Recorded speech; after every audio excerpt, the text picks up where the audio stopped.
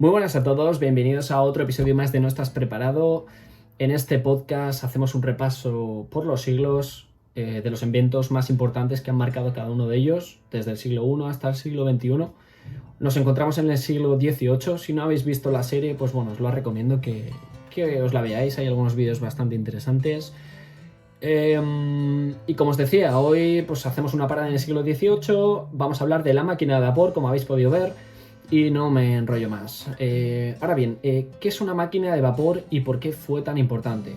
Primero viajaremos a la Inglaterra del siglo XVIII. Inglaterra principalmente era una sociedad agraria, donde la mayoría de la población vivía en el campo, trabajaba como campesinos o artesanos.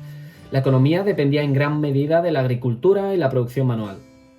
Pequeños talleres, sistemas gremiales controlando pues toda la fabricación de bienes. Sin embargo, este modelo pues, comenzaba a ser insuficiente para una población en crecimiento y sobre todo para satisfacer la demanda de bienes impulsada por el comercio entre colonias y entre otros países.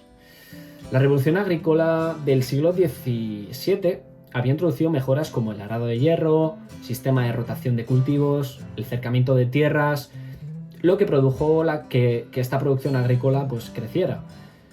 Pero también desplazó a muchos de esos trabajadores del campo. Estos cambios generaron un excedente de mano de obra que migró hacia las ciudades en busca de oportunidades, creando un caldo de cultivo perfecto para que surgiera la industrialización. Además, Inglaterra contaba con abundantes recursos naturales como el carbón y el hierro, así como una red de ríos y canales óptimos para el transporte, no solo de personas, sino de mercancías. Este periodo estaba marcado por tensiones sociales, desigualdad y un sistema rígido, pero también por el surgimiento de ideas científicas y tecnológicas. La gente estaba obsesionada con mover cosas. Daba igual, agua, carbón, mercancías, personas. El problema estaba en que todo esto dependía de la fuerza animal, el viento o el agua.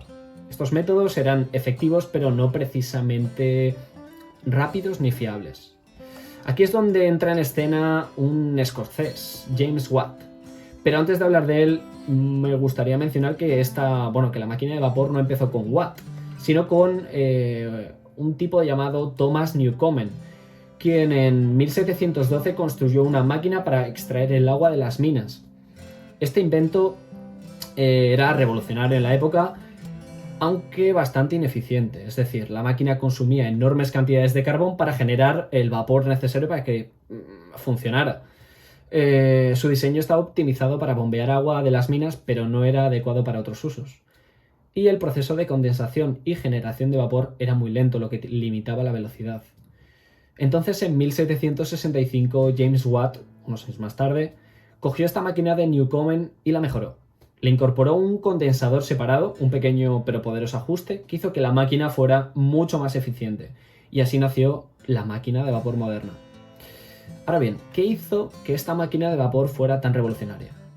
Pues que prácticamente podías mover cualquier cosa. Podías bombear agua de las minas de carbón, alimentar telares de fábricas textiles, impulsar trenes, barcos para el transporte de mercancías y de personas.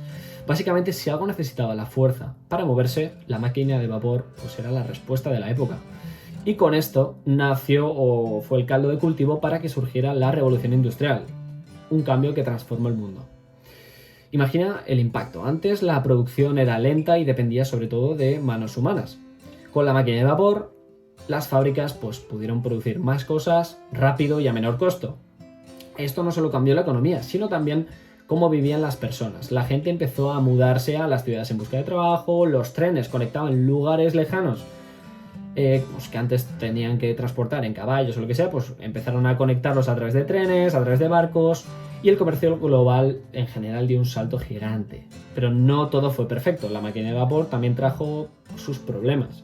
Por ejemplo, la contaminación en las ciudades. Y luego también que muchas fábricas tenían condiciones laborales terribles con los trabajadores.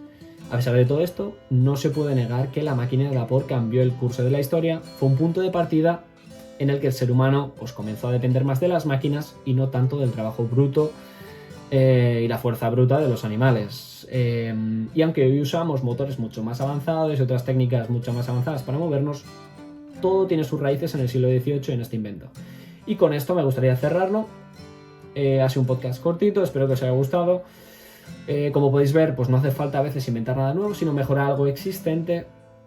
Si os ha gustado, pues bueno, dadle un me gusta al vídeo y nos vemos en el siglo XIX. Hasta pronto.